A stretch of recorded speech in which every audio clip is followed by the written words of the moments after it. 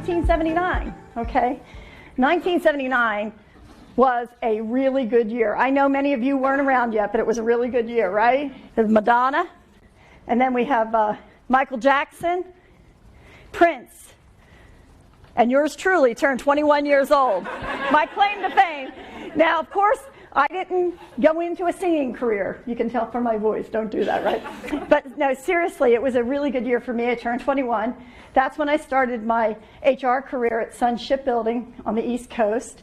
And that later evolved into the work that I do today, leadership, talent development, and assessment work. So for me, it was a good year. But more important than that, okay, that's when the Pregnancy Act went into effect. So even with the Civil Rights Act, women still did not have equal rights. Because guess what? Prior to this time, prior to 1979, you could be fired for getting pregnant. Okay?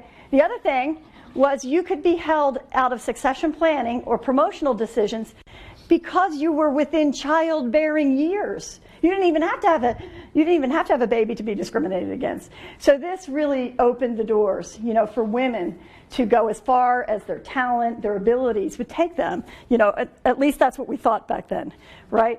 But never did I think that 4 decades later, we're 40 years later, that we'd only have 4.8% of women that are serving as CEOs of Fortune 500 companies. And we're actually going backwards. From the time I published my book in late 2017, we had a spike in 2017, and now we've dropped backwards. And we're even losing ground on top compensated women in those Fortune 500. We went from 14% to 11%. So things just aren't going in the right direction. And even whether we're 6 or 4%, it makes no difference. That's just not okay. We're not making the progress we need to make. And the thing that's interesting too, since I think it's 1982, women have earned more bachelor degrees than men. Since 2005, they've earned more master's and doctorate degrees.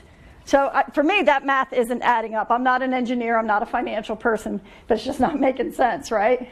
But if you do the math and we stay on the same trajectory that we're on today, we've got a 400-year wait to achieve just 50% of those CEO positions. And we're sliding backwards, so maybe it's a little longer than that. I don't know about you. Is that okay with you? No. So we need to make changes. It is that critical.